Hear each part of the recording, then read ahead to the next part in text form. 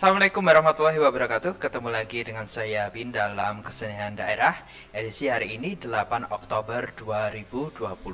Kali ini kita akan membahas tentang periodisasi dan perkembangan tari. Materi ini tidak langsung untuk materi kelas 8 semester awal ya. Sejarah dan perkembangan tari tidak lepas dari perkembangan manusia itu sendiri. Semakin lama, manusia akan menggunakan seni sebagai keperluan dalam hidupnya. Nah, termasuk di dalamnya adalah seni tari. Seni tari dalam perkembangannya atau dalam sejarah dan perkembangan tari dibagi menjadi 5 periodisasi atau 5 perkembangan tari, yaitu ada zaman prasejarah atau zaman primitif, kemudian zaman kerajaan Hindu, zaman kerajaan Islam, zaman penjajahan, dan zaman kemerdekaan sampai sekarang. Nah, zaman ini secara tidak langsung ini berhubungan dengan perkembangan dari manusia itu sendiri.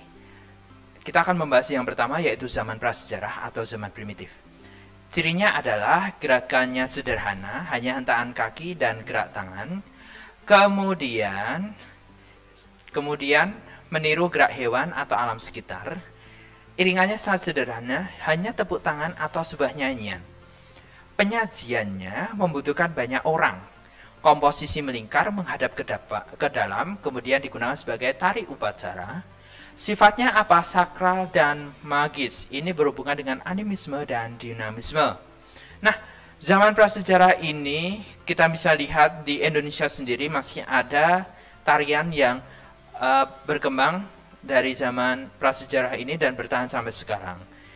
Biasanya tepuk tangan, kemudian berbentuk melingkar, digunakan sebagai upacara. Nah, kita bisa lihat ada yang tangannya cuma ke depan, ke belakang, kemudian melingkar, membentuk sebuah lingkaran dan menghadap ke dalam, dan dia menyanyikan lagu-lagu sederhana. Nah, kemudian zaman kedua adalah zaman kerajaan Hindu. Ini dipengaruhi oleh India dengan latar cerita Mahabharata dan Ramayana. Kenapa dipilih Mahabharata dan Ramayana? Ini berhubungan dengan cerita yang berkembang pada masa itu. Nah, cerita yang tua itu adalah Ramayana, menceritakan tentang Prabu Rama.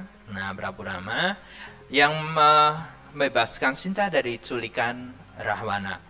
Kemudian baru Mahabharata dengan ceritanya adalah Pandawa 5 dan Kurawa. Kemudian digunakan untuk upacara agama, yaitu menyembah dewa, karena ini adalah zaman kerajaan Hindu. Kemudian berkembang pesat karena mendapat perhatian raja dan bangsawan. Ketika tari ini digunakan sebagai upacara agama, secara tidak langsung raja memberikan pengaruh yaitu perhatian penuh terhadap perkembangan tari ini. Sehingga terkadang tari ini digunakan di upacara keagamaan, kadang digunakan di saat pelantikan atau kenaikan tahta dari raja, maupun saat ulang tahun atau bahasa Jawanya itu tumbuk yuswa dari para bangsawan. Jadi perkembangan ini tidak lepas dari peran dari keluarga kerajaan juga. Bernilai artistik tinggi disebut seni tradisi klasik, karena setiap gerakannya memiliki filosofi yang sangat mendalam. Kemudian berkembang di keraton. Ini adalah bentuk perhatian dari sebuah raja atau seorang raja terhadap perkembangan sebuah seni itu sendiri. Kemudian muncul Bedoyo dengan 7 orang penari sebagai gambaran dari bidadari di kayangan. Kemudian zaman kerajaan Islam ini sebagai penyebaran dan penyuluhan agama Islam. Contohnya sebagai penyebaran dan penyuluhan apa? Para wali membuat sebuah sekar atau tembang bernafaskan Islam. Kemudian dari Hindu, Bedoyo itu hanya 7 orang. Sekarang atau zaman kerajaan Islam bertambah menjadi 9 orang atau ditambah 2 sebagai gambaran dari Wali Songo. Itu terjadi pada masa era Sultan Agung. Kemudian adanya sekaten setiap bulan Maulud, peringatan Maulud Nabi Muhammad. Tetapi pada zaman kerajaan Pajang itu sekaten ditiadakan. karena itu periodisasinya kerajaan Pajang itu terlalu singkat gitu. Nah, kemudian zaman penjajahan itu menirukan gerak serdadu-serdadu Belanda waktu berbaris dan menggunakan properti tari seperti pistol. Srimbi Sangupati itu menggunakan pistol dan Budaya Suryo Sumirat juga menggunakan pistol. Nah, kenapa zaman penjajahan itu menggunakan properti tari seperti pistol? Karena apa? Properti tari sebelum adanya pistol itu ada namanya jembaring, panah, atau langkap. Nah, langkap, gendewo itu sama. Nah, kemudian berkembang adanya pistol dari properti tari dari godo, kemudian langkap atau gendewo, kemudian ada namanya keris, ada namanya sundre, dan ada namanya pistol dan lain sebagainya. Kemudian yang kelima adalah zaman kemerdekaan hingga sekarang. Di bawah Kementerian Kebudayaan untuk misi pengenalan kebudayaan di luar negeri beserta dengan Kemenpar, pemerintah juga mendirikan lembaga formal seperti KOKAR, Konservatorium Karawitan Indonesia, pada tahun 1950 di Surakarta, sekarang bernama SMK Negeri 8 Surakarta. Kemudian ada ASTI, Akademi Seni Tari Indonesia, yang sekarang berganti nama menjadi Institut Seni Indonesia. Nah, ada ASKI, Akademi Seni Karawitan Indonesia di Surakarta, sekarang menjadi ISI juga. Jadi, ASTI dan ASKI ini melebur menjadi Institut Seni Indonesia. Kemudian ada TBJT, Taman Budaya Jawa Tengah di Surakarta, TIM, Taman Ismail Marzuki di Jakarta, dan IKJ, Institut Kesenian Jakarta di Jakarta, dan lain-lain.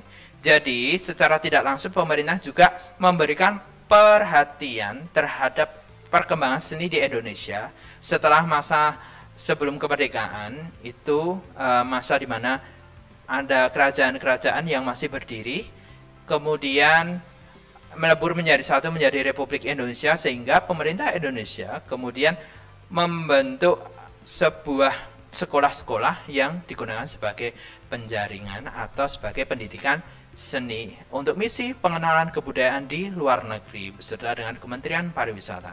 Nah, kita akan lihat video berikut adalah salah satu video di mana Bedhaya Suryo Sumirat yang menggunakan properti pistol. Selamat menyaksikan.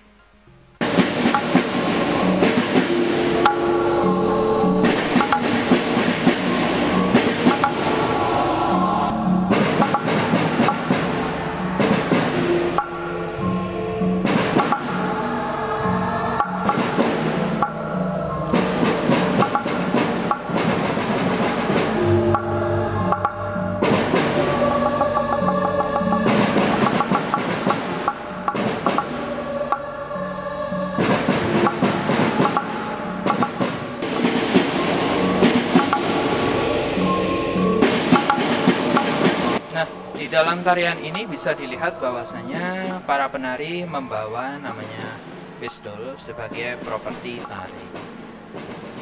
Kemudian menggunakan samparan atau bagian yang digerakkan di kaki, kayaknya itu samparan. Kemudian bagian atas kepala itu adalah namanya jamang. Nah, jamang ya. Kemudian pakaiannya menggunakan rompi. Nah, rompi, kemudian sampurnya berwarna kuning. Itu bernama sampur. Bagian belakang menggunakan kantong gelung. Nah, kita bisa lihat untuk propertinya.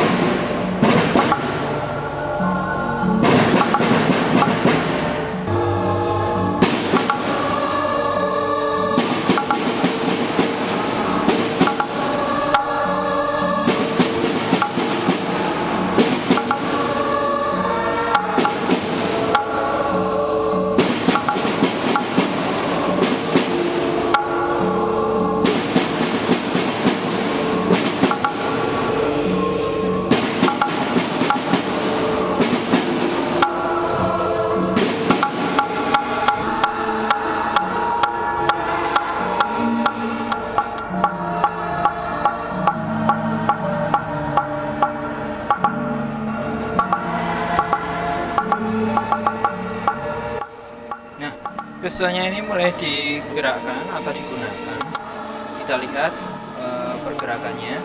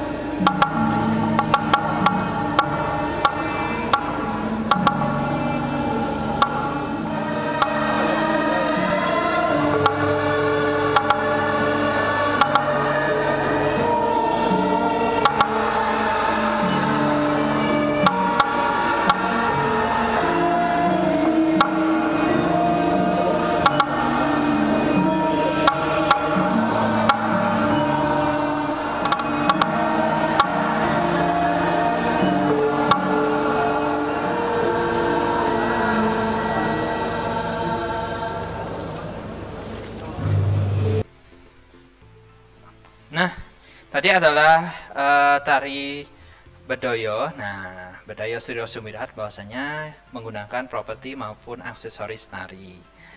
Nah, properti dan aksesoris tari akan dipelajari lagi di kelas 9, rias dan busana juga, sehingga diharapkan bahwa video ini sebagai awal dari perkenalan untuk kelas 9 besok. Nah, cukup sekian dari pertemuan kali ini. Saya harapkan dari semuanya paham dari pembelajaran kali ini. Kesenian daerah adalah kesenian yang dimana milik kita dan ini harus tetap dijaga. Nah, cukup sekian dan terima kasih telah hadir atau telah menyaksikan video ini. Jangan lupa like dan subscribe di PK TV atau PK Channel, sehingga kami bisa untuk berkarya dan memberikan kontribusi yang penuh untuk perkembangan bangsa ini. Terima kasih dan sampai jumpa kembali. Assalamualaikum warahmatullahi wabarakatuh.